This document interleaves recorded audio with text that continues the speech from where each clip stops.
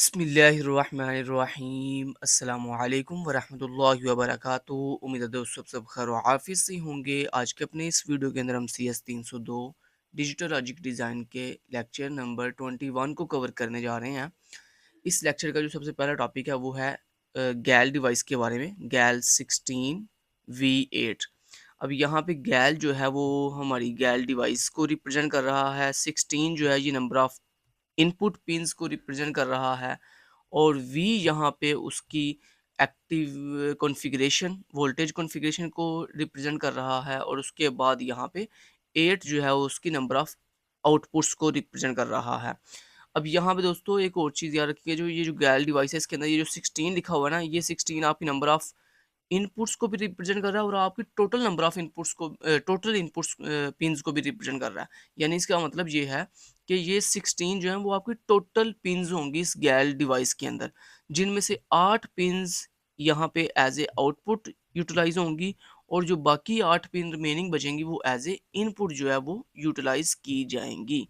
ठीक है, ये मतलब है यहाँ पे। ठीक हो गया, इनपुट। अच्छा जी, उसके बाद कहता है the three modes in which PALs are programmed are. कहता है हमारी ये जो गैल डिवाइस है इसको हम तीन डिफरेंट मेथड्स के थ्रू, तीन डिफरेंट मूड्स के अंदर जो है वो क्या करेंगे, प्रोग्राम करेंगे। पहला जो मूड होगा वो होगा सिंपल मूड, दूसरा मूड जो है वो कम्प्लेक्स मूड होगा, और तीसरा रजिस्टर मूड होगा। ये तीन मूड्स के थ्रू जो है, या तीन मूड्स के अंदर जो है वो हम अपनी इस गैल डिवाइस को जो है वो प्रोग्राम कर सकते हैं। तो ये तीन मोड्स के आपको नाम याद होने चाहिए। उसके बाद इंपॉर्टेंट आपका एमसीक्यूज बन के आ सकता है कि सर पूछ सकते हैं कि बताओ जो आपका सिंपल एंड कम्प्लेक्स मोड होता है वो किसके साथ एसोसिएट होता है। तो यहाँ पे ये लिखा हुआ है the simple and complex mode are associated with the combinational logic, कि आपकी जो कम्बिनेशनल लॉजिक होती है उसके साथ एसोसिएट होता है कौन कौन सा मोड, सिंपल मोड भी और कम्प्लेक्स मोड भी। और उसके बाद जो तीसरा मोड है रजिस्टर्ड मोड, ये किसी साथ कम्प्लेक्स एसोसिएट होता है। The registered mode is associated with sequential logic, कि आपका जो रजिस्टर्ड मोड है, जो तीसरा मोड है, ये एसोसिएट होता है किसके साथ, सिक्वेंशियल लॉजिक के साथ। ठीक हो गया। चलिए, तो ये आपकी इंपॉर्टेंट शॉर्ट क्वेश्चन हो गया, तीन मोड्स के नाम, और उसके बाद ये जो एसोसिएशन है ये आपकी इंपॉर्टेंट एमसीक्यूज बन सकता है। अच्छा जी, नेक्स्ट चलते हैं जी। उसके बाद कहते हैं जी tri state buffer and OLMC output pin, के मतलब जो दोस्तों हमारे पास ट्राई स्टेट बफर होती है उसको, और जो हमारे पास OLMC आउटपुट पिन होती है उसको हम किन डिफरेंट वेज के साथ जो है वो कनेक्ट कर सकते हैं, या हम अपने ट्राई स्टेट बफर को किन डिफरेंट मेथड्स के साथ जो है वो कंट्रोल कर सकते हैं। तो यहाँ पे लिखा हुआ है जो हमारी ट्राई स्टेट बफर होती है, ट्राई स्टेट बफर आपको पता है नॉट गेट जो है उसके थ्रू इम्प्लीमेंट की जाती है, यानी नॉट गेट ही बेसिकली हमारे पास ट्राई स्टेट बफर होती है। वो कह रहे हैं कि इस ट्राई स्टेट बफर को हम चार डिफरेंट वेज के साथ जो है वो क्या कर सकते हैं, कंट्रोल कर सकते हैं इसकी इनपुट को। तो यहाँ पे जो फर्स्ट जो हमारे पास वे है वो है कनेक्टेड टू VCC। मतलब ये कि जनाब जो आपकी ट्राई स्टेट बफर है उसको आपने VCC के साथ जो है वो क्या किया होगा, कनेक्ट किया होगा, जिसमें क्या होगा, जिसमें आपको कंप्लीटली हमेशा वोल्टेज हाई मिलेंगे। जब भी दोस्तों आप अपने किसी भी पिन को VCC के साथ कनेक्ट करते हो ना, तो उस पिन के ऊपर बेसिकली आपको वन जो है वो आउटपुट इनपुट मिल रही होती है। तो वन इनपुट मिलने का मतलब क्या है, कि मतलब आपको हाई वोल्टेजेस मिल रहे हैं। उसके बाद जो कहता है दूसरा तरीका है अपने इस ट्राई स्टेट बफर की कंट्रोल पिन को कंट्रोल करने का, वो है connected to GND mean ground. मतलब हम क्या करेंगे, हम अपने ट्राई स्टेट बफर की जो पिन है उसको कनेक्ट कर देंगे किसके साथ, ग्राउंड के साथ। तो ग्राउंड के साथ जब भी आप किसी भी पिन को कनेक्ट करते हो तो वहाँ पे आपको जो वोल्टेज मिलते हैं वो लो वोल्टेज मिल रहे होते हैं, यानी जिसका मतलब ये होता है कि आपको जीरो वैल्यू वहाँ पे कंटिन्यूसली मिलेगी। तो VCC का मतलब है कि आपको कंटिन्यूसली वन वैल्यू मिलेगी, मतलब हाई वोल्टेज मिलेंगे। और ग्राउंड के साथ जब आप किसी भी सर्किट को कनेक्ट करते हो या पिन को कनेक्ट करते हो तो वहाँ पे आपको कंटिन्यूसली जीरो वैल्यू, मतलब लो वोल्टेजेस जो है वो मिलते हैं। उसके बाद कहते हैं चौथा तीसरा जो वे है वो ये है कि connected to the external pin which can be connected to VCC और ग्राउंड। के मतलब हम क्या करते हैं, हम अपने इस ट्राई स्टेट बफर को कनेक्ट कर देते हैं किसके साथ, एक एक्सटर्नल पिन के साथ, और उस एक्सटर्नल पिन के ऊपर हम जो है वो VCC भी अप्लाई कर सकते हैं, या फिर हम उसको ग्राउंड के साथ भी कनेक्ट कर सकते हैं with the help of circuit. ठीक है, एक्सटर्नल कंट्रोल्ड सर्किट्स। ठीक है। और उसके बाद जो चौथा दोस्तों हमारे पास यहाँ पे तरीका है वो है जी connected to the output of one of the 8 and gates connected to the OLMC। यानी वो कह लेंगे हम अपने इस ट्राई स्टेट बफर को कनेक्ट कर देते हैं अपने एंड गेट के साथ, ठीक है, जो कि एंड गेट किसके साथ कनेक्ट होते हैं, हमारे OLMC के साथ। और वो तकरीबन 8 एंड गेट्स होंगे जो कि आपकी बेसिकली नंबर ऑफ आउटपुट्स के लिए जो है वो लगाए गए हैं, ठीक है। तो उनमें से किसी एक एंड गेट के साथ जो है वो हम अपने ट्राई स्टेट बफर को कंट्रोल करेंगे, उसको कनेक्ट कर देंगे, ठीक हो गया। तो ये चार दोस्तों वेज थे, चार तरीके थे अपने ट्राई स्टेट बफर को कंट्रोल करने के। तो ये चार वेज बस आपने याद कर लेने हैं, ठीक है, माइंड में रखने हैं कि कौन कौन से चार तरीके हैं। पहला VCC के साथ कनेक्ट करना, दूसरा ग्राउंड के साथ कनेक्ट कर देते हैं, तीसरा हम जो है वो एक्सटर्नली पिन के साथ कनेक्ट करते हैं, इसके ऊपर हम ग्राउंड भी अप्लाई कर सकते हैं, VCC भी अप्लाई कर सकते हैं, और चौथा जो है वो क्या है, हम अपने एंड गेट के साथ जो है वो ट्राई स्टेट बफर को कनेक्ट कर देते हैं। तो बहुत ही ईजी था, बस चार स्टेप्स थे। अच्छा नेक्स्ट चलते हैं।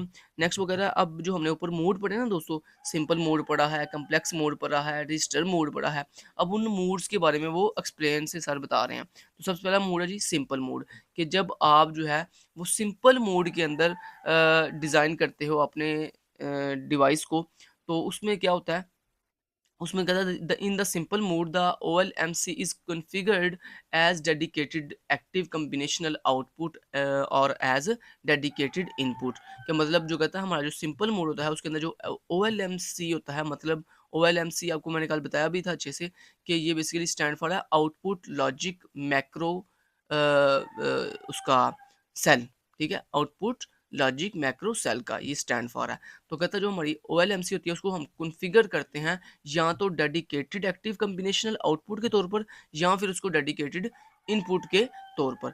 आगे वो कहते हैं the three possible combinations of simple mode. कहता है हमारे पास जो सिंपल मोड होता है उसके तीन जो है वो पॉसिबल कॉम्बिनेशंस हो सकते हैं। पहला जो पॉसिबल, अब ये जो पॉसिबल कॉम्बिनेशन के नाम है ना, ये भी आपको सर शॉर्ट क्वेश्चन में पूछ सकते हैं कि बताओ सिंपल मोड के अंदर कौन कौन से उसके पॉसिबल कॉम्बिनेशन होते हैं। तो पहला जो कॉम्बिनेशन होता है वो है जी कॉम्बिनेशनल आउटपुट, दूसरा है combinational output with feedback to and array, और तीसरा है डेडिकेटेड इनपुट। तो ये तीन दोस्तों मूड्स हैं, सॉरी कॉम्बिनेशंस हैं किसके अंदर, सिंपल मोड के अंदर। अब इन तीनों जो हमारे पास कॉम्बिनेशंस हैं, इन तीनों कॉम्बिनेशंस को वन बाय वन जो है वो सर एक्सप्लेन करें एक डायग्राम के थ्रू। अब देखिए ये जो पहली डायग्राम है ये बेसिकली रिप्रेजेंट कर रही है आपकी फर्स्ट कॉम्बिनेशन को, जो कि है जी कॉम्बिनेशनल आउटपुट। अब इस कॉम्बिनेशनल आउटपुट में क्या हो रहा है, इसमें ये ज़रा गौर कीजिएगा, ये आपके पास क्या है जी, एक आर गेट लगा हुआ है और ये आर गेट की जो आउटपुट है ये कनेक्ट है हमारे इस एक्स आर गेट की इनपुट एक फर्स्ट इनपुट के साथ। और उसके बाद जो ये जो एक्स आर गेट है इसकी जो सेकंड इनपुट है इसको हमने जो है वो कनेक्ट किया हुआ है किसके साथ, अपनी पिन के साथ। मतलब एक्स आर गेट की सेकंड इनपुट है जिसके ऊपर हम या तो 0 अप्लाई करेंगे या हम 1 अप्लाई करेंगे। मतलब आप इसको जो है वो हाई वोल्टेज भी दे सकते हो और लो वोल्टेज भी दे सकते हो। उसके बाद दोस्तों हमारे पास ये ट्राई स्टेट बफर लगा हुआ है और ये ट्राई स्टेट बफर जो है हमने कनेक्ट किया हुआ है किसके साथ, VCC के साथ। VCC का मतलब यहाँ पे ये है कि यहाँ पे कंटिन्यूसली हाई वोल्टेज मतलब 1 वैल्यू मिलेगी, ठीक है। तो दोस्तों ये जो सर्किट है ना जिसके अंदर आप कंटिन्यूसली VCC के साथ अपने ट्राई स्टेट बफर को आपने कनेक्ट किया हुआ है VCC के साथ, तो ये बेसिकली आपका कौन सा कॉम्बिनेशन है, कॉम्बिनेशनल आउटपुट है। तो ये आपका फर्स्ट मोड है, फर्स्ट कॉम्बिनेशन है कॉम्बिनेशनल आउटपुट, जिसमें कंटिन्यूसली आपके ट्राई स्टेट बफर को हाई वोल्टेज दिए जा रहे हैं। अब इस सूरत में क्या होगा, ये जो एक्स आर गेट है, ये एक्स आर गेट आपको पता है ना तब वर्क करता है जब इसकी दोनों इनपुट जो है वो डिफरेंट होती हैं। अब मान लो दोस्तों अगर यहाँ पे, अच्छा यहाँ पे मैं पहले आपको ये वाली पिन की बात कर दूँ, तो मैंने आपको अभी भी बताया था कि ये जो एक्स आर गेट की जो सेकंड इनपुट है इसके ऊपर आप हाई वोल्टेज भी दे सकते हो और लो वोल्टेज भी दे सकते हो। अगर दोस्तों आप यहाँ पे लो वोल्टेज, मतलब लो वोल्ट का मतलब है जीरो वैल्यू, तो अगर यहाँ पे आप जीरो वैल्यू दोगे तो ये आपका बन जाएगा सर्किट एक्टिव लो सर्किट बन जाएगा, ठीक है। और अगर आप यहाँ पे इस एक्स और गेट की इस सेकंड इनपुट के ऊपर अगर हाई वोल्टेज मतलब 1 वैल्यू दोगे तो फिर क्या होगा, फिर बेसिकली ये आपका पूरे का पूरा जो सर्किट है ये एक्टिव हाई सर्किट बन जाएगा, ठीक है, एक्टिव हाई वोल्टेज सर्किट बन जाएगा। तो अब यहाँ पे दोस्तों अगर आप वैल्यू जीरो दोगे, अगर आप वैल्यू जीरो दोगे तो फिर क्या होगा, फिर ये होगा कि मान लो अगर फर्ज करो यहाँ पे आप जो इस ऑर गेट की आपको इनपुट मिल रही, आउटपुट मिल रही है एज ए इनपुट इस एक्स ऑर गेट के ऊपर, अगर मान लो वो जीरो है, तो हम यहाँ पे एक चीज़ करके देखते हैं कि मान लो फर्ज कर लेते हैं कि हमने यहाँ पे एक्टिव लो इनपुट जो है वो अप्लाई की, ठीक है, एक्स आर गेट की इस सेकंड इनपुट के ऊपर हमने 0 अप्लाई कर दिया। अब अगर 0 अप्लाई करेंगे तो फिर यहाँ पे क्या आउटपुट आएगी वो मैं आपको करके सॉल्व करके दिखाता हूँ। तो यहाँ पे देखिए, यहाँ पे हमने 0 अप्लाई किया। अब ये 0 तो फिक्स है ना, क्योंकि ये 0 का मतलब ये है कि हमने इस सेकंड इनपुट के ऊपर अब 0 ही अप्लाई करना है, ठीक है? अच्छा, अब ये जो ऊपर वाली इनपुट है, फर्स्ट इनपुट है इस एक्स ऑर गेट की, जो फर्स्ट इनपुट है जो कि कनेक्ट है इस ऑर गेट के आउटपुट के साथ, तो यहाँ पे आपकी वैल्यू 0 भी हो सकती है और 1 भी। अगर मान लो यहाँ पे वैल्यू होती है 0, तो फिर क्या होगा भला? ये देखो अब क्या होगा? देखो फर्स्ट इनपुट क्या है 0, सेकंड इनपुट क्या है 0, तो दोनों वैल्यू क्या है? सेम है। तो ये एक्स ऑर गेट क्या वैल्यू देगा? ये एक्स ऑर गेट आपको 0 आउटपुट देगा। ठीक है? क्योंकि आपको मैंने अभी भी बताया था, जो एक्स ऑर गेट है वो आपकी सेम इनपुट्स के ऊपर जो है वो 0 वैल्यू देता है, और अगर डिफरेंट इनपुट्स हो तो फिर 1 आउटपुट देता है। अच्छा, अब ये जो 0 है ये इस ट्राई स्टेट बफर के थ्रू किसमें कन्वर्ट हो जाएगा? ये इस नॉट गेट के थ्रू जो है 0 1 में कन्वर्ट हो जाएगा, मतलब यहाँ पे आपको 1 वैल्यू मिलेगी। जब आपको यहाँ पे 1 आउटपुट मिलेगी, तो यहाँ पे ये आउटपुट आप आगे फर्दर जो है इसको यूटिलाइज़ करोगे। क्यों यूटिलाइज़ करोगे? क्योंकि यहाँ पे ऊपर आपका वीसीसी के साथ कनेक्ट है, और वीसीसी का मतलब ये है कि आपको कंटिन्यूअसली हाई वोल्टेज मिल रहे हैं, ठीक है? और अगर दोस्तों यहाँ पे इस 0 की जगह पे अगर आप मान लो आपको वैल्यू 1 मिलती है, अगर वैल्यू व 1 मिलती है तो फिर क्या होगा? फिर ये जो 1 है और फर्स्ट इनपुट 1 है, सेकंड इनपुट 0 है, दोनों इनपुट डिफरेंट है, तो फिर आपको यहाँ पे आउटपुट 1 मिलेगी। ये 1 आउटपुट जो है वो इस नॉट गेट के थ्रू जो है 0 में कन्वर्ट हो जाएगी। ठीक है? तो फिर आपको अब जो है इस सिचुएशन में क्या हुआ कि आपको जो यहाँ पे आउटपुट मिल रही है वो क्या मिल रही है? 0 मिल रही है। ठीक है? उसके बाद दोस्तों जो दूसरा कॉम्बिनेशन था वो क्या कौन-सा था? Combinational output with feedback to and array. अब ये कैसा होता है? तो इसका ये सर्किट बना के दिया हुआ है हमें। अब इस सर्किट में देखिए सेम वही सर्किट है, सिर्फ फ़र्क कहाँ पे आया?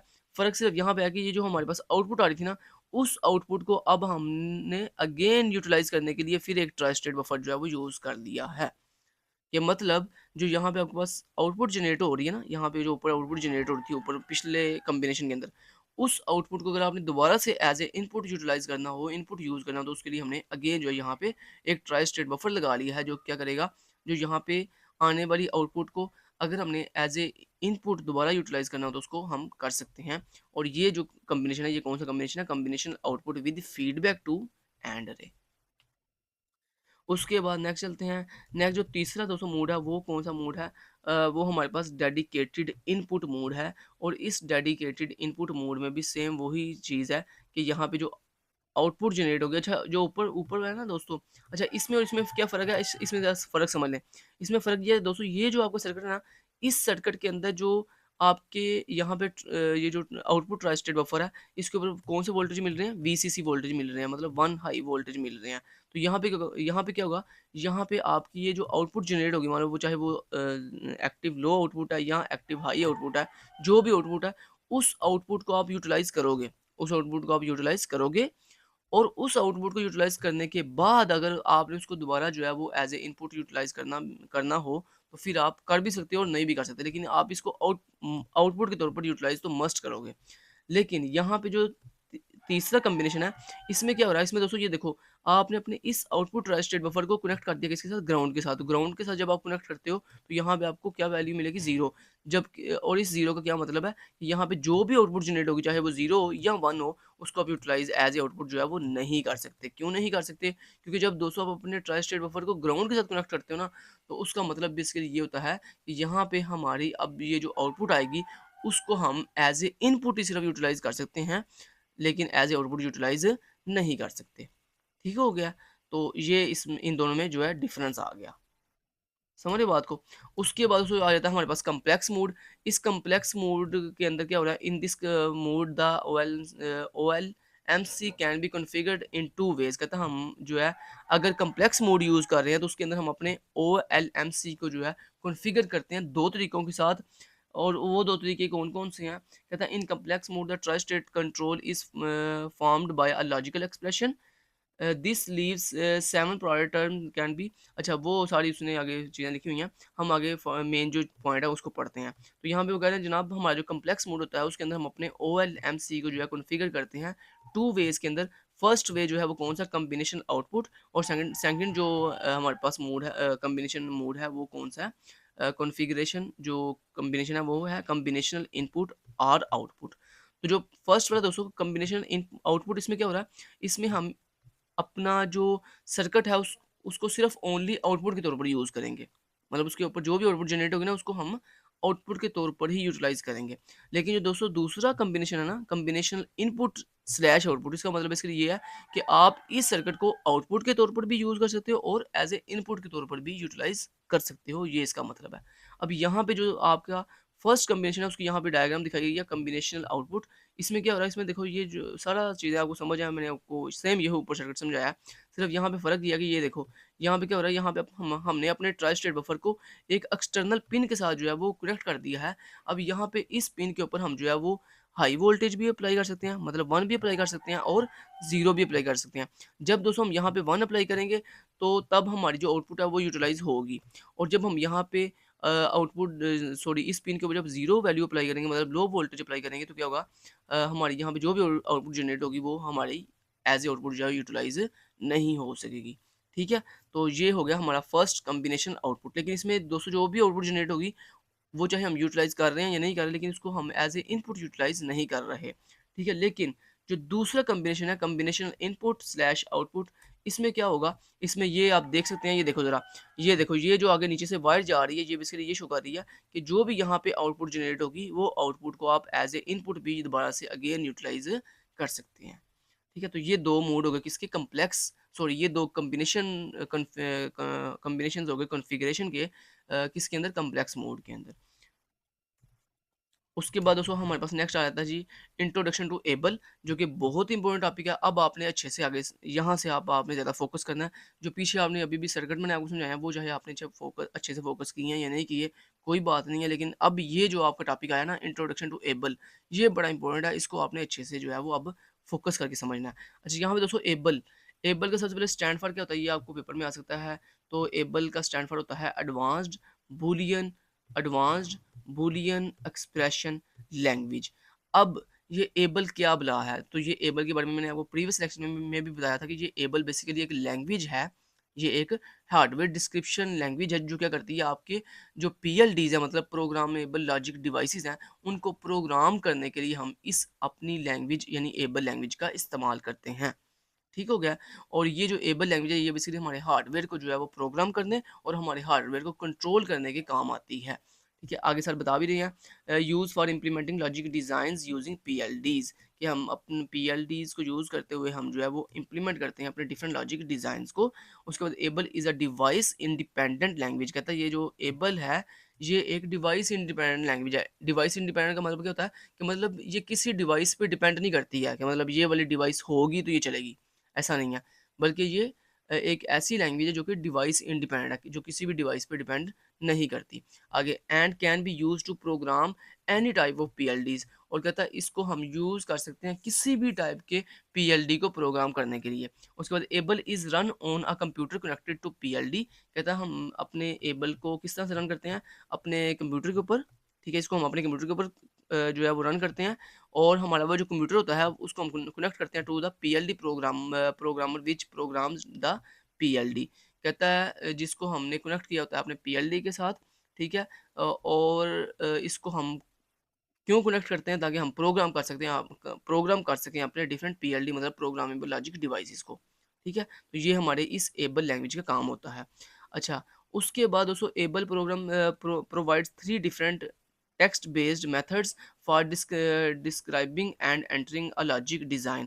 कहता है हम अपनी जो एबल लैंग्वेज है, जो अपनी एबल लैंग्वेज है, उसके उसके साथ जब हम अपनी कोई भी पीएलडी डिवाइस या कोई भी हार्डवेयर जो है, उसको जब करते हैं ना, डिस्क्राइब करते हैं, जब उसको डिज़ाइन करते हैं, तो कहता है उसके 3 डिफरेंट मेथड्स होते हैं। एबल के अंदर 3 डिफरेंट मेथड्स होते हैं। उन 3 डिफरेंट मेथड्स में से किसी भी एक मेथड को हम यूटिलाइज़ करते हुए हम जो है वो अपनी पीएलडी डिवाइस को डिज़ाइन करते हैं। ठीक हो गया? तो यहाँ पे जो 3 दोस्तों मेथड है ना एबल के अंदर, वो कौन-कौन से हैं? बूलियन इक्वेशन, कि मतलब हम अपने एबल लैंग्वेज के अंदर यहाँ फर्स्ट जो है वो बूलियन इक्वेशंस को यूज़ करते हुए हम अपने पीएलडी डिवाइसेस को डिज़ाइन कर सकते हैं, या फिर ट्रू टेबल, यानी हम ट्रू टेबल का इस्तेमाल करते हुए हम अपनी पीएलडी डिवाइस को जो है वो डिज़ाइन कर सकते हैं, या स्टेट डायग्राम, यानी हम स्टेट डायग्राम को यूटिलाइज करते हुए हम एबल लैंग्वेज के अंदर अपने जो पीएलडीज हैं उनको डिज़ाइन करते हैं। ठीक है, तो ये 3 आपने मेथड्स के नाम अच्छे से याद कर लेने हैं, जो कि एबल लैंग्वेज के अंदर यूज़ किए जाते हैं हमारी पीएलडी डिवाइस को डिज़ाइन करने के लिए। आगे the Boolean equations and the truth table, आगे ये इंपॉर्टेंट एमसीक्यू आपको बन सकता है। The Boolean equations and truth table, मतलब जो आपकी फर्स्ट दो मेथड है ना, Boolean equations and truth table, कहता है method are use for combinational logic circuits. कहता है ये जो आपके फर्स्ट टू जो मेथड्स है ना एबल लैंग्वेज के अंदर, एक बूलियन इक्वेशंस और दूसरा ट्रूथ टेबल, कहता है इन मेथड्स को बेसिकली हम यूज करते हैं अपने कॉम्बिनेशनल लॉजिक सर्किट्स को डिज़ाइन करने के लिए, ठीक है। और उसके बाद द स्टेट डायग्राम, और कहता है जो तीसरा हमारे पास मेथड है ना एबल लैंग्वेज के अंदर, स्टेट डायग्राम जिसका नाम है, is used specifically for sequential logic circuit. कहता है इसको हम जो है यूज़ करते हैं अपने सिक्वेंशियल लॉजिक सर्किट्स को डिज़ाइन करने के लिए। समझ रहे हो बात को? तो ये भी इंपॉर्टेंट आपको एमसीक्यू आ सकता है। सर पूछ सकते हैं कि जनाब बताओ हम अपने कॉम्बिनेशनल लॉजिक सर्किट्स को डिज़ाइन करने के लिए किन मेथड्स का इस्तेमाल करते हैं एबल के अंदर? तो हम अपने कॉम्बिनेशनल लॉजिक सर्किट्स को डिज़ाइन करने के लिए या तो बूलियन इक्वेशन का इस्तेमाल करते हैं या ट्रूथ टेबल का इस्तेमाल करते हैं।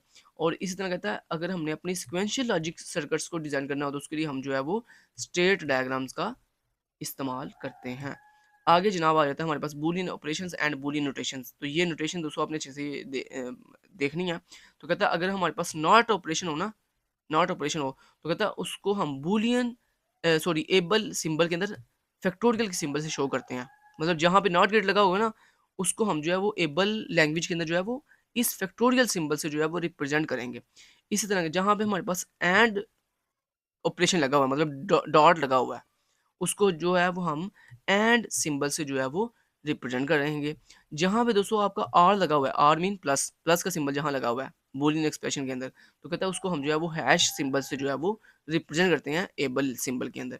और इस तरह जहाँ पे आपका एक्सक्लूसिव आर जो है वो लगा हुआ है, एक्सक्लूसिव आर गेट या एक्सक्लूसिव आर गेट का साइन लगा हुआ है, तो कहता है उसको हम एबल लैंग्वेज के अंदर जो है वो डॉलर साइन से जो है वो रिप्रेजेंट करते हैं। तो ये दोस्तों चार साइंस हैं जो आपने याद कर लेने अच्छे से, कि जब बूलियन एक्सप्रेशन के अंदर कौन सा जो है वो ऑपरेशन हो, तो हम वहाँ पे कौन सा एबल सिंबल जो है वो यूज़ करते हैं।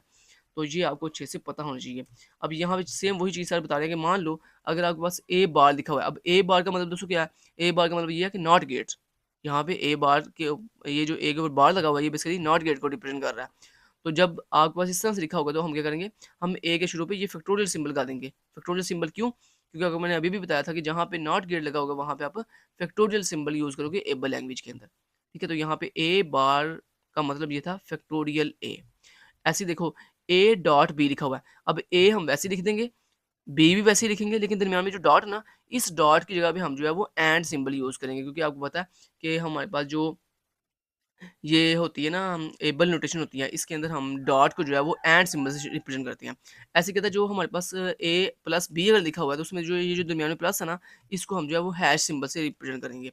उसके बाद ये जो आपके पास ए एक्सक्लूसिव आर का साइन आगे बी लिखा हुआ है, तो इस एक्सक्लूसिव आर सिंबल को हम जो है वो डॉलर साइन से रिप्रेजेंट करेंगे। दोस्तों ये जो सिंबल्स आए हैं एबल नोटेशन के अंदर, ये आपने अच्छे से कर लेने हैं, क्योंकि ये आपको पेपर में सर दे सकते हैं कि कोई भी एक बूलियन एक्सप्रेशन एक्सप्रेशन दें और कहें कि इस बूलियन एक्सप्रेशन को एबल एक्सप्रेशन में कन्वर्ट करो, ठीक है। अब यहाँ पे एक एग्जांपल दी गई है, उस एग्जांपल को मैं आपको समझा देता हूँ। ये देखो, ये एक बूलियन एक्सप्रेशन है जो क्या लिखी हुई है, F equal to A B bar plus A dot C plus B bar dot D bar. अब इसको कैसे हम लिखेंगे?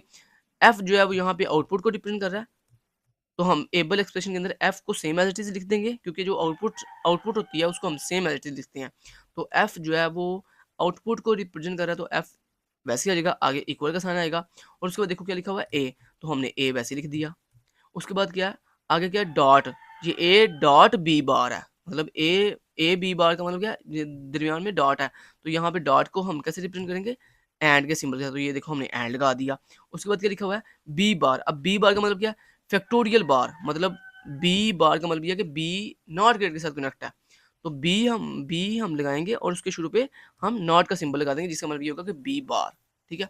उसके बाद देन नेक्स्ट क्या है जी, प्लस का सिंबल है, तो प्लस के लिए हम क्या यूज़ करते हैं, हैश। तो ये देखो आगे हमने हैश लगा दिया। फिर उसके बाद ए डॉट सी लिखा हुआ है, तो ए वैसे लिख देंगे, डॉट के लिए हम एंड का साइन यूज़ करेंगे और उसके बाद सी जो है वो वैसे लिख देंगे। उसके बाद जो हमारे पास आगे प्लस है, तो प्लस के लिए हम हैश सिंबल यूज़ करेंगे और उसके बाद बी बार लिखा हुआ है, तो बी बार के लिए हम फैक्टोरियल बार लिखेंगे। और उसके बाद डॉट है, तो डॉट के लिए हम एंड लिखेंगे। और उसके बाद डी बार है, तो डी बार के लिए हम लिखेंगे फैक्टोरियल डी। और लास्ट में दोस्तों सेमीकोलन, जो कि हम एबल एक्सप्रेशन के अंदर यूज़ करते हैं अपनी हर लाइन के लास्ट पे। अच्छा, इतना समझ आ गई। उसके बाद दोस्तों सेम वही अब सर ने एक ट्रुथ टेबल के साथ आपको एग्जांपल समझा रहे हैं कि ये दोस्तों मान लो एक ट्रुथ टेबल है और इस ट्रुथ टेबल की आपने सबसे पहले बूलियन एक्सप्रेशन फाइंड करो। तो ये बूलियन एक्सप्रेशन सर ने कैसे फाइंड की, ये मैं आपको सिखा देता हूँ। ये देखो यहाँ पे ना 2 सिलेक्ट इनपुट्स हैं, S1 एंड S0, और 4 जो है वो हमारे पास यहाँ पे आउटपुट्स हैं, Y3, Y2, Y1 and Y0। अब सबसे पहले हम अपनी फर्स्ट आउटपुट पकड़ेंगे Y3, और कैसे लिखेंगे, y3 इक्वल टू जो भी आउटपुट आउटपुट होती है उसका नाम लिखते हैं, आगे इक्वल लगाते हैं और उसके बाद जो भी उसकी इनपुट होती है वो लिखते हैं। अब देखो y3 हमारे पास क्या है, आउटपुट का नेम है, तो हमने लिखा y3 इक्वल टू। उसके बाद y3 के नीचे दोस्तों सबसे पहले जो लाइन है उसको हम देखेंगे वो क्या लिखी हुई है। तो जो फर्स्ट लाइन लिखी हुई है उसको हम सेम एट इज लिखेंगे। कैसे बोला, सबसे पहले हम लिखेंगे A3, उसके नीचे देखो फर्स्ट लाइन में क्या लिखा हुआ है A3, तो हमने देखो A3 लिख दिया। उसके बाद डॉट, क्योंकि ये आपस में तीनों वैल्यूज आपस में मल्टीप्लाई हो रही हैं ये लाइन के अंदर, y3 की ये तीनों वैल्यूज A3 और S0 और S1 की वैल्यूज आपस में मल्टीप्लाई हो रही हैं, तो हमने लिख दिया A3, आगे डॉट, डॉट लगाओ ना लगाओ कोई फर्क नहीं पड़ता। उसके बाद ये क्या है, S0 की वैल्यू, S0 नहीं, हम पहले S1 लिखेंगे, तो S1 की वैल्यू क्या है दोस्तों 0। तो 0 का मतलब क्या होता है दोस्तों, अगर S1 की वैल्यू 1 होती ना तो हमने S1 सेम एट लिखना था, लेकिन अगर S1 की वैल्यू 0 है तो इसका मतलब ये है कि S1 के ऊपर क्या आएगा, बार आएगा। ऐसे ही दोस्तों ये देखो अब S1 की वैल्यू क्या है 0, तो हमने यहाँ देखो S1 के ऊपर बार लगा दिया।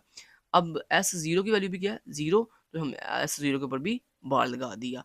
तो इतनी समझ आ गई। तो इतना हो गया हमारे पास, एक स्टेप हो गया।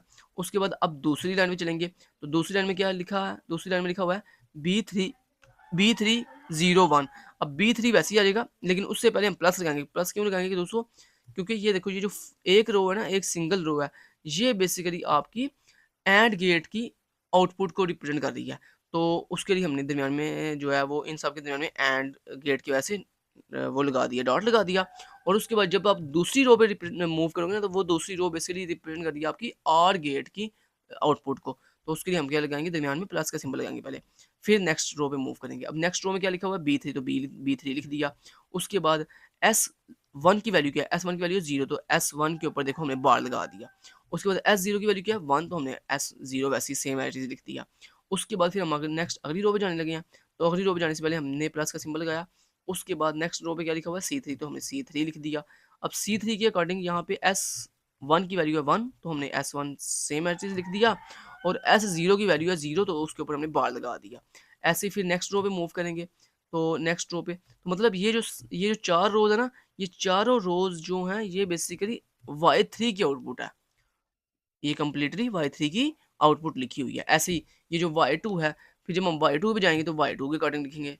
तो Y2 के अकॉर्डिंग जब लिखेंगे तो उसकी यहाँ से ये वाली आउटपुट पकड़ेंगे और साथ ये वाली 2 S1 और एंड S0 वाली आउटपुट पकड़ेंगे। फिर उसके अकॉर्डिंग लिखेंगे। तो ऐसे ही दोस्तों आपने ये सारी जो है बूलियन एक्सप्रेशन कंप्लीट कर लेनी है। जब दोस्तों ये बूलियन एक्सप्रेशन बन गई है, उसके बाद अब इस बूलियन एक्सप्रेशन को आपने कैसे जो है वो कन्वर्ट करना है एबल के अंदर। टेबल के अंदर कैसे कन्वर्ट करना है, वो आपको बता देता हूँ। अब ज़रा यहाँ पे ये देखिएगा, सबसे पहले क्या है जी Y3, तो देखो हमने Y3 वैसे लिख दिया क्योंकि वो आउटपुट को रिप्रेजेंट कर रहा है, तो Y3 इक्वल टू, तो इक्वल टू लिख दिया। उसके बाद क्या A3, तो देखो A3 लिख दिया, ठीक है। उसके बाद देखो आगे क्या है डॉट, यहाँ पे जब आपके पास आगे नेक्स्ट लिटरल है और दरमियान में कुछ भी नहीं है, तो बेसिकली यहाँ पे डॉट है, मतलब A3 मल्टीप्लाई हो रहा है S1 एंड S0 के साथ, तो यानी दरमियान में क्या है डॉट है। डॉट के लिए देखो हमने एंड सिंबल यूज़ करते हैं, तो एंड सिंबल लगा लिया। उसके बाद S1 के ऊपर क्या है बार है, तो हम बार के लिए क्या यूज़ करते हैं, फैक्टोरियल का सिंबल। तो ये देखो हमने लिखा फैक्टोरियल S1, जिसका मतलब ये है कि S1 बार। उसके बाद क्या है, उसके बाद फिर डॉट है, S1 के बाद आगे डॉट, फिर S0 बार। तो डॉट के लिए हमने क्या लगाया, ये एंड का सिंबल लगा लिया। उसके बाद S0 बार है, तो उसके लिए हम क्या लिखेंगे, फैक्टोरियल S0 लिखेंगे। फिर उसके बाद नेक्स्ट क्या प्लस का सिंबल है, तो प्लस के लिए हम क्या लगाएंगे, हैश लगाएंगे। तो इस तरह बाकी भी आपने सारी जो है वो एबल एक्सप्रेशन पूरी करनी है। जब एक लाइन ये जो पूरी लाइन है, ये जो फर्स्ट पूरी आपके पास पूरी एक्सप्रेशन थी, जब उसको आपने एबल एक्सप्रेशन के अंदर कन्वर्ट कर लिया, उसके बाद लास्ट में सेमीकोलन आएगा। फिर उसके बाद इसी तरह Y2 के लिए आप करोगे, फिर Y1 के लिए ना Y0 के लिए। समझ रहे हो बात को? अच्छा, उसके बाद दोस्तों अब अगर हमने इसी पूरी एबल एक्सप्रेशन को सिंप्लीफाई करना हो तो कैसे कर सकते हैं? देखो, यहाँ पे Y3, Y2, Y1 and Y0 लिखा हुआ है ना, तो हम क्या करेंगे, हम इसको Y का नाम दे देंगे। हम क्या करेंगे, Y का नाम दे देंगे इसको। तो यहाँ पे सर जो है वो बेसिकली क्या करने जा रहे हैं, अपनी इस इतनी लंबी एक्सप्रेशन को सिंप्लीफाई करने जा रहे हैं। तो यहाँ पे जो Y0, Y1, Y2 and Y3 लिखा हुआ था ना, उसको सर ने एक सिंगल नाम दे दिया Y का। अब इस तरह यहाँ पे जो A0 A1 A2 A3 B0 B1 B2 B3 लिखा हुआ था ना, तो उनको सारे सिंगल सिंगल नाम दे दिए। तो A0 A1 A2 A3 को सारे ए का नाम दे दिया। अब जहाँ-जहाँ B0 B1 B2 B3 आएगा ना, वहाँ पे सामने B लिखेंगे, सिंपल B। उसके बाद इस तरह जहाँ पे C के रिलेटेड कोई भी इनपुट आएगी ना, मतलब C0 C1 C2 C3, वहाँ पे सारे C लिखेंगे। ठीक है, मतलब हम अपनी एक्सप्रेशन को जो है सिंप्लीफाई कर रहे हैं। ठीक है, ये मतलब है यहाँ पे। ऐसे जहाँ पे दोस्तों S0 या S1 आएगा, वहाँ पे हम S लगाएंगे सिंपली। ठीक है, अब यहाँ पे मैं आपको समझाता हूँ इस सर ने इसको सिंप्लीफाई किया कैसे है। तो यहाँ पे देखो, सबसे पहले हमने यहाँ पे लगाया y क्यों लगाया, क्योंकि यहाँ पे ऊपर अगर आप गौर करो तो यहाँ पे क्या था, y3 y2 y1 and y0। हमने अभी भी क्या डिसाइड किया था कि जहाँ भी y3 y2 y1 and y0 आएगा, वहाँ पे हम y लिखेंगे। तो ये देखो हमने y लिख दिया। आगे इक्वल का साइन वैसे ही आ गया। उसके बाद देखो नेक्स्ट क्या, नेक्स्ट दोस्तों ये है कि यहाँ पे जरा गौर कीजिएगा, यहाँ पे जरा गौर कीजिएगा, दोबारा से बता रहा हूँ आपको। अच्छा, यहाँ पे ज़रा गौर कीजिएगा। यहाँ पे देखो, अब ये जो S0 एंड यहाँ पे S0 और S1 है, इसके साथ क्या लगा हुआ है, फैक्टोरियल लगा हुआ है। इसके साथ क्या लगा हुआ है, फैक्टोरियल। फैक्टोरियल का मतलब क्या होता है, मतलब इनके ऊपर बार है। तो मतलब बार का मतलब क्या है, मतलब उनकी वैल्यू 0 है। तो मतलब देखो S1 भी क्या है, 0, और S0 भी क्या है, यहाँ पे 0। तो हमने यहाँ पे देखो क्या लिख दिया, हमने कहा S इक्वल टू 0, जो कि यहाँ पे ये रिप्रेजेंट कर रहा है कि यहाँ पे कि S की जो वैल्यू है वो यहाँ पे 0 है। तो अगर s की वैल्यू 0 है, s की वैल्यू 0 है, तो इसको अगर आपने बाइनरी में लिखना हो, 0 को अगर आपने बाइनरी में लिखना हो, तो कैसे लिखोगे आप लिखोगे 0 0। अब मैंने यहाँ पे 2 दफ़ा 0 क्यों लिखा, क्योंकि यहाँ पे एक हमारे पास 2 लिटर है ना, एक S0 एक S1, इसलिए यहाँ पे एक जो 0 है वो S1 को रिप्रेजेंट करेगा, और दूसरा जो 0 है वो S0 को रिप्रेजेंट करेगा। तो यहाँ पे दोस्तों S इक्वल टू 0 का मतलब ये था कि ये डेसिमल वैल्यू लिखी हुई है 0। अब इस 0 का आप पहले बनाओगे बाइनरी, तो 0 की बाइनरी 0 0 ही होती है। तो यहाँ पे जो भी दोस्तों आप डेसिमल की बाइनरी बनाओगे ना, वो आप सिर्फ ओनली 2 डिजिट्स में बनाओगे, 2 बिट्स में बनाओगे। तो यहाँ पे फर्स्ट जो हमारे पास जो डेसिमल वैल्यू थी वो थी 0, यानी S इक्वल टू 0 का मतलब ये था कि ये डेसिमल वैल्यू है। अब इस डेसिमल वैल्यू अगर मैं बाइनरी बनाऊँ, तो ये बनेगी 0 0। अब यहाँ पे 0 0 का मतलब क्या कि S1 भी 0 है एंड S0 भी 0 है, यानी S1 के ऊपर भी बार है, S0 के ऊपर भी बार है। तो ये देखो यही ऊपर हमें सिखाया गया था। ये देखो S1 के ऊपर भी बार 0 था, मतलब बार थी, फैक्टोरियल का मतलब बार, और S0 के ऊपर भी बार थी। ठीक है, तो अगर आप गौर करो तो ये देखो ये ये आपकी जो S0 एंड S1 चारों रो के अंदर देखो फैक्टोरियल लगा हुआ है उन सब के ऊपर, और ये हमारी इक्वेशन बिल्कुल एग्जैक्टली देखो ट्रू साबित हो गई। देखो यहाँ पे एस भी 1 भी 0, S0 भी 0, और ये देखो यही सेम चीज़ इस पूरी कॉलम के ऊपर अप्लाई हो रही है, और इस पूरे कॉलम के ऊपर भी अप्लाई हो रही है। और उसके बाद ये जो A3 A2 A1 लिखा हुआ था, इसको बेसिकली हमने ये देखो एंड ए से रिप्रेजेंट कर दिया।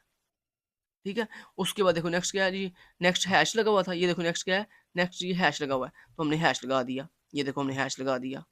ठीक है, उसके बाद B3 लिखा हुआ है सारा। ये देखो ये B3 लिखा हुआ है, और ये B3 क्या हो रहा है, एंड हो रहा है इस S1 एंड S2 के साथ। तो ये देखो हमने लिख दिया एंड बी। और अब एंड बी के से पहले हमने S इक्वल टू 1 क्यों लिखा है, क्योंकि ये 1 डेसिमल वैल्यू है। अब इस 1 का आप जरा बाइनरी बनाओ, और बाइनरी आपने 2 बिट में बनानी है। तो दोस्तों अगर 1 की बाइनरी लिखी ना, तो वो होती है 0 1 0 1। तो 0 1 के अंदर ये जो फर्स्ट 0 है, ये आपका S1 को रिप्रेजेंट कर रहा है, और ये जो 1 है ये आपका S0 को रिप्रेजेंट कर रहा है, यानी S1 के ऊपर बार आएगा, S0 वैसे ही आएगा। तो यहाँ पे आप अगर गौर करो तो ये देखो S1 के ऊपर जो ये जो B के साथ जो आप मल्टीप्लिकेशन करते हो, तो ये देखो S1 के ऊपर क्या है, बार है, मतलब ये फैक्टोरियल का मतलब क्या है, बार है इसके ऊपर। और ये देखो S0 के ऊपर बार है, नहीं कोई बार नहीं है। तो ये देखो यहाँ पे हमारा आंसर बिल्कुल ठीक है। तो इसका मतलब ये इक्वेशन बिल्कुल ठीक है, S इक्वल टू 1 और एंड बी, कि यहाँ पे S की जो वैल्यू है वो 1 है, मतलब 0 1 है, और वो मल्टीप्लाई हो रहा है B के साथ। उसके बाद देन आगे हैश का सिंबल है, तो हमने हैश लगा दिया। फिर ऐसे ही फिर आगे ये है जी C and S1 and factorial S0। तो ये बेसिकली C जो है वो मल्टीप्लाई हो रहा है S0 एंड S1 के साथ। तो हमने यहाँ पे लगा दिया क्या बोला, एंड C, जो कि मल्टीप्लाई हो रहा है इस S की वैल्यू के साथ, दोनों वैल्यूज के साथ। और S इक्वल टू 2 का मतलब क्या है, ये 2 डेसिमल वैल्यू है। अब 2 की आप सबसे पहले बाइनरी लिखो, तो 2 की बाइनरी क्या होती है, 1 0 1 0। अब ये जो फर्स्ट 1 है, ये बेसिकली आपकी S1 की वैल्यू को रिप्रेजेंट कर रहा है, और ये जो 0 है ये आपकी S0 की वैल्यू को रिप्रेजेंट कर रहा है। और ये देखो ये बिल्कुल ठीक है। ये देखो S1 के यहाँ पे S1 की वैल्यू क्या है 1, मतलब S1 के ऊपर बार नहीं है, और S0 की वैल्यू है 0, मतलब इसके ऊपर बार है। तो ये देखो यहाँ पे सेम वही S1 के ऊपर देखो फैक्टोरियल नहीं लगा हुआ और S0 के साथ फैक्टोरियल लगा हुआ है। तो ये बेसिकली सर ने क्या किया है, सिंप्लीफाइड फॉर्म में जो है वो लिख के दिखाया। उसके बाद यहाँ पे इंपॉर्टेंट जो बात है वो है the equal equal is a relational operator. तो यहाँ पे ये जो इक्वल इक्वल का साइन है ये बेसिकली एक रिलेशनल ऑपरेटर है। ऐसे ही दोस्तों वो कह रहे हैं कि अगर आपने जो है वो एबल नोटेशन के अंदर, अब आपने जो ऊपर दोस्तों एबल नोटेशन के अंदर मेथड पढ़ा है वो कौन सा है, वो कौन सा आपने पढ़ा है, बूलियन एक्सप्रेशन वाला, बूलियन एक्सप्रेशन वाला। अब हम क्या कौन सा पढ़ने जा रहे हैं, दूसरा पढ़ने जा रहे हैं ट्रू टेबल वाला। तो ट्रू टेबल में कहता क्या होता है, ट्रू टेबल में ये होता है कि हम जो है इसमें सबसे पहले अपने ट्रू टेबल को डिस्क्राइब करते हैं, और डिस्क्राइब इस तरह से करते हैं कि उसकी जो है वो हम उसके फॉर्मेट बताते हैं, मतलब जिसमें उसका हेडर होता है कि मतलब हेडर मीन कौन कौन से उसमें कॉलम्स होंगे, और उसके बाद उसका हम जो है वो एंट्रीज बताते हैं, मतलब उसमें कौन कौन सी कॉलम की क्या क्या वैल्यूज़ होंगी। तो यही सर बता रहे हैं कि कहते हैं सर कह रहे हैं कि जब हम अपने किसी भी सर्किट को एबल लैंग्वेज के अंदर ट्रू टेबल के जरिए डिज़ाइन करते हैं तो उसमें क्या होता है, able aspects the a logic design described in the form of true table, के हमारी जो एबल है वो लॉजिकल डिज़ाइन कर सकती है किसको, लॉजिकल डिज़ाइन कर सकती है हमारी पीएलडीज़ को, किसकी फॉर्म के अंदर, ट्रू टेबल की फॉर्म के अंदर भी। आगे कहते हैं true table are sometimes more convenient in describing certain logic circuits. कहते हैं हमारे पास कुछ टाइम ऐसा होता है कि जो हमारे पास ट्रू टेबल होते हैं वो बहुत ही हमारे लिए बहुत ज़्यादा कन्वीनियंट होते हैं, बहुत ज़्यादा ईजी होते हैं डिस्क्राइब करने में हमारी पीएलडीज़ के लॉजिक सर्किट्स को। उसके बाद the able true table format includes, कहता है जो हमारे पास ट्रू टेबल का फॉर्मेट होता है एबल लैंग्वेज के अंदर वो कुछ इस तरह से होता है कि हेडर, उसमें एक हेडर होता है and the true table entries, और उसमें कुछ एंट्रीज होती हैं। अब यहाँ पे जैसे अब सर ने एक एग्जांपल दिया है कि ट्रू टेबल, ठीक है, और इस ट्रू टेबल के अंदर ये एक हेडर लगा हुआ है जो आपको ये बता रहा है कि इसमें ये जो ए बी सी डी हैं ये आपकी नंबर ऑफ इनपुट्स हैं, और ये जो x1 एंड x2 है ये बेसिकली आपकी नंबर ऑफ आउटपुट्स हैं। ठीक है, ऐसे ही सर ने एक और एग्जांपल दिया ट्रू टेबल के साथ कि ये आप जो है वो ट्रू टेबल के साथ अगर किसी सर्किट को डिज़ाइन कर रहे हो तो उसमें क्या हो रहा है, ये देखो ए बी जो है वो आपकी नंबर ऑफ इनपुट्स हैं एंड x जो है वो आपके पास नंबर ऑफ आउटपुट है। अब यहाँ पे ए बी जो है वो दो इनपुट है ना, कितने इनपुट हैं, दो इनपुट हैं, और दो इनपुट के कितने पॉसिबल कम्बिनेशन बनेंगे, तो 2 की पावर 2 लेंगे तो जवाब आएगा 4। तो ये देखो 4 कम्बिनेशन यहाँ पे बन गए हैं, और 4 कम्बिनेशन कैसे बने हैं, 0 0 0 1 1 0 एंड 1 1। ठीक है, और इनके अकॉर्डिंग जो आउटपुट आनी थी वो ये कुछ इस तरह से आई है, और ये आउटपुट किस तरह से आई है, और 0 1 1 0 ये कैसे आई है, क्योंकि दोस्तों ये जो सर्किट ये जो ट्रू टेबल बना के दिया है ना सर ने आपको, ये बेसिकली एक्स और गेट का ट्रू टेबल है। ये किसका ट्रू टेबल है, एक्स और गेट का। और आपको पता है एक्स और गेट के अंदर अगर दोनों इनपुट सेम हो तो आउटपुट 0 आती है, अगर दोनों इनपुट डिफरेंट हो तो फिर आउटपुट 1 आती है। अब देखो फर्स्ट जो रो थी इसमें क्या हो रहा था, दोनों इनपुट सेम है, मतलब 0 0, तो आउटपुट देखो 0 आई। उसके बाद सेकंड रो के अंदर क्या हुआ, सेकंड रो के अंदर दोनों इनपुट जो है डिफरेंट है, मतलब 0 1, तो आउटपुट 1 आई। उसके बाद थर्ड रो की अगर बात करें तो इसमें देखो दोनों इनपुट डिफरेंट है तो आउटपुट 1 आई। और उसके बाद चौथी रो के अंदर देखो दोनों इनपुट क्या सेम है तो आउटपुट जो है वो 0 आ गई है। ठीक है, तो इस तरह से दोस्तों ट्रू टेबल के थ्रू हम जो है वो डिजाइन कर सकते हैं अपने पीएलडीज को। ऐसे यहाँ पे एक और सर ने एग्जांपल दिया है, देखो ये भी एक ट्रू टेबल है। इसमें क्या हो रहा है, इसमें बेसिकली हमारे पास चार जो है वो इनपुट्स हैं, A1 A0 B1 and B0, और उसके बाद तीन आउटपुट्स हैं G E और L। ये G E L क्या है दोस्तों, बेसिकली ये G जो है वो ग्रेटर ग्रेटर को रिप्रेजेंट कर रहा है, ई जो है वो इक्वल को रिप्रेजेंट कर रहा है, और एल जो है वो लेस को रिप्रेजेंट कर रहा है। अब दोस्तों ये जो ट्रू टेबल है बेसिकली ये किसका है, ये 2 बिट कंपैरेटर का ट्रू टेबल है। अब कंपैरेटर क्या होता है, कंपैरेटर बेसिकली ये होता है एक ऐसा सर्किट जिसमें अब हम अपनी फर्स्ट 2 बिट्स को, ये जो हमारे पास इनपुट है ना, इस इनपुट की ये 4 बिट्स है ना टोटल, ये हमारी जो इनपुट है इसके अंदर हर रो के अंदर कितनी कितनी बिट्स हैं, 4 बिट्स हैं, और जो आउटपुट है उसमें कितने बिट्स हैं, 3 बिट्स हैं। अब दोस्तों ये जो कंपैरेटर सर्किट होता है ना, ये क्या क्या करता है कि इसकी जितनी भी नंबर ऑफ इनपुट्स होती है ना, उन इनपुट में जो फर्स्ट हाफ बिट्स होती है ना, फर्स्ट हाफ इनपुट बिट्स होती हैं उनको कंपेयर कर किया जाता है सेकंड हाफ इनपुट्स बिट्स के साथ। अब यहाँ पे कितने इनपुट हैं टोटल, 4 इनपुट बिट्स हैं, तो इसमें जो फर्स्ट 2 इनपुट्स बिट्स हैं उनको कंपेयर किया जाएगा सेकंड 2 इनपुट्स बिट्स के साथ। और यहाँ पे टोटल ये कम्बिनेशन कितने बनाए हैं इसे, और ये कैसे बनाया है ये आपको पता है, मैंने आपको अभी भी ऊपर सिखाया। कितने इनपुट्स हैं टोटल, 1 2 3 4, 4 इनपुट्स हैं, तो 2 की पावर हम 4 देंगे तो जवाब आएगा 16। तो मतलब यहाँ पे जो कम्बिनेशन बने हुए हैं वो कितने बने हुए हैं, 16 कम्बिनेशन बने हुए हैं। अब यहाँ पे दोस्तों ये GEL के अंदर इसने ये 0 1 0 ये कैसे फिल किए हैं ये मैं आपको बता देता हूँ। ये देख अब जरा गौर से देखिएगा ये आप अच्छा, ये ज़रा अब आपने गौर से देखना है। अच्छा, ये देखें ज़रा, फर्स्ट ये जो रो है, इसके अंदर हमारे पास जो इनपुट है वो क्या है, 0 0 0 0। इसमें क्या होगा अब, इसमें फर्स्ट के जो 2 बिट्स हैं 0 0, इनको कंपेयर किया जाएगा इन सेकंड 2 इनपुट बिट 0 0 के साथ। तो मुझे ये बताएं, जो आपकी फर्स्ट 2 बिट्स हैं क्या वो इस सेकंड 2 बिट्स के इक्वल हैं, लेस हैं या ग्रेटर हैं, क्या हैं?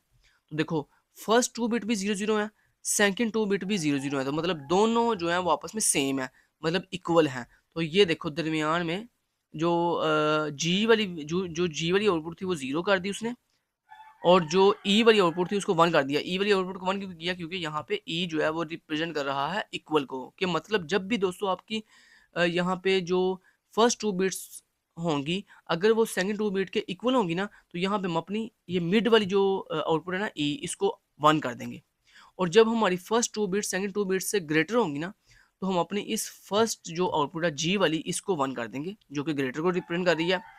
और अगर दोस्तों हमारी ये जो फर्स्ट 2 बिट्स हैं इनपुट की, अगर ये सेकंड इनपुट की 2 बिट्स से जो है वो लेस होंगी, छोटी होंगी, तो हम क्या करेंगे, इस ये जो थर्ड आउटपुट लाइन है, मतलब एल वाली जो कि लेस को रिप्रेजेंट कर रही है, उसको हम 1 कर देंगे। ठीक है, आप ज़रा गौर कीजिएगा। तो यहाँ पे देखें, आपकी फर्स्ट रो के अंदर फर्स्ट 2 बिट्स और सेकंड 2 बिट्स इक्वल हैं, तो ये देखो इसलिए जो हमने क्या किया, ये जो दरमियान वाली बिट थी, मतलब इक्वल वाली, उसको 1 कर दिया। ऐसे ही अब अगर आप गौर करो तो ये देखो, ये जो सेकंड रो है इसमें क्या हो रहा है, इसमें देखो फर्स्ट 2 बिट्स जो हैं वो सेकंड 2 बिट से लेस हैं, मतलब छोटी हैं, लेस हैं। लेस कैसे हैं, ये देखो, फर्स्ट 2 बिट 0 0 है, सेकंड 2 बिट 0 1 है। अब देखो 0 0 जो है वो लेस होता है 0 1 से।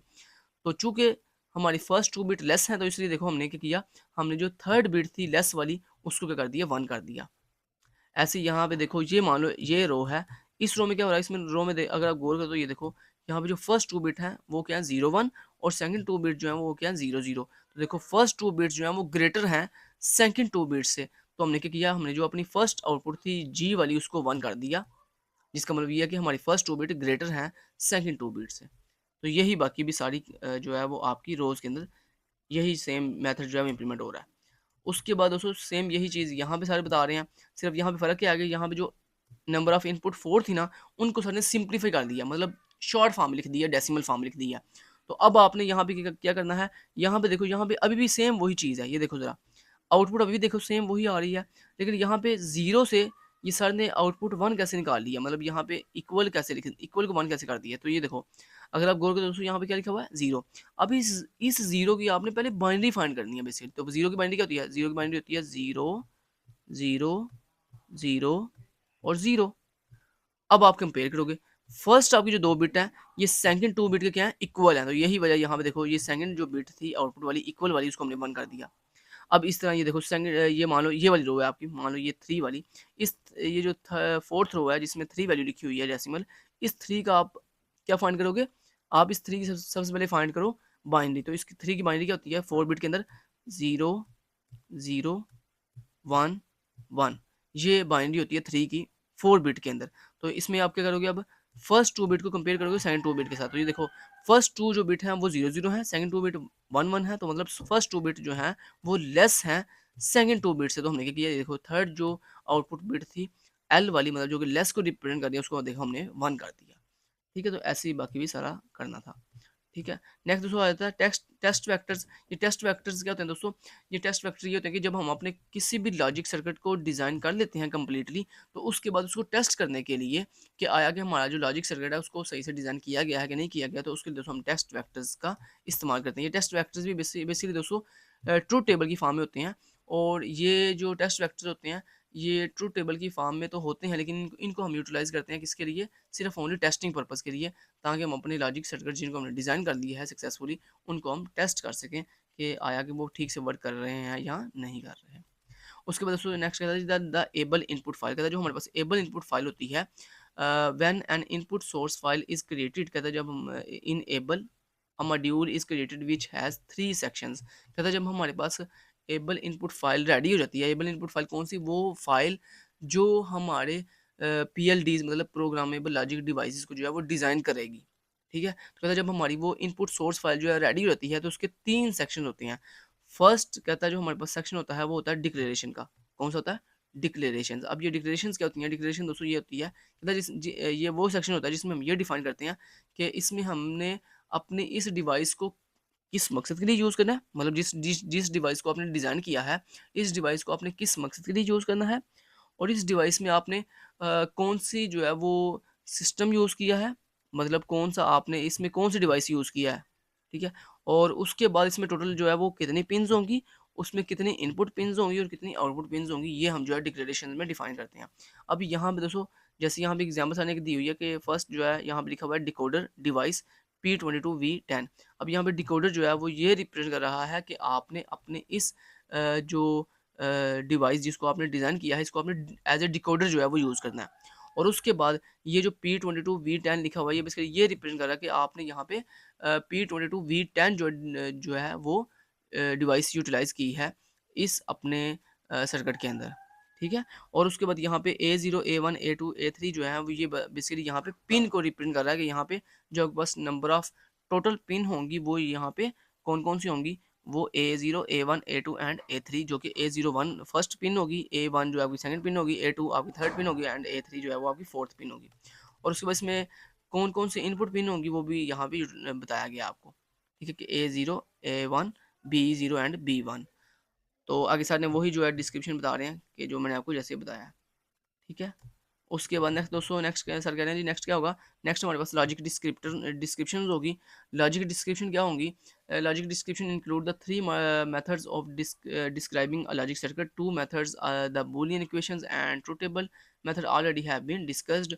मतलब लॉजिक डिस्क्रिप्शन दोस्तों वो होती है जिस के थ्रू हम जिन लॉजिक्स के थ्रू हम अपने सिस्टम को डिज़ाइन करेंगे ना, हम अपने सर्किट को डिज़ाइन करेंगे, वो जो लॉजिक्स है ना, उन लॉजिक्स को हम क्या क्या कहते हैं जी? लॉजिक डिस्क्रिप्शंस कहते हैं, ठीक है?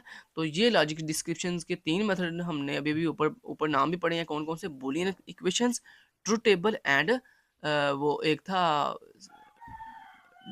सर्किट्स, कौन सा सर्किट भला? 1 मिनट, कौन सा सर्किट था भला ऊपर? हमने तीसरा जो चीज़ ओह सॉरी, हाँ, स्टेट डायग्राम। हाँ, सही है, तीसरे का नाम क्या था? State diagram. ओके, तो यहाँ पे देखें बूलियन इक्वेशंस, ट्रुथ टेबल और तीसरा स्टेट डायग्राम। इन 3 लॉजिक डिस्क्रिप्शंस के थ्रू हम अपने जो सर्किट है उसको डिज़ाइन करते हैं। उसके बाद दोस्तों नेक्स्ट कहता है हमारे पास क्या होता है, टेस्ट वेक्टर्स होते हैं। इन टेस्ट वेक्टर्स के थ्रू हम जो है वो अपने सर्किट को जो है वो टेस्ट करते हैं कि हमारा सर्किट सही से डिज़ाइन किया गया है कि नहीं किया गया। उसके बाद दोस्तों नेक्स्ट कहता है हमारे पास क्या होता है, द डॉक्यूमेंटेशन फाइल होती है। डॉक्यूमेंटेशन फाइल कौन सी दोस्तों?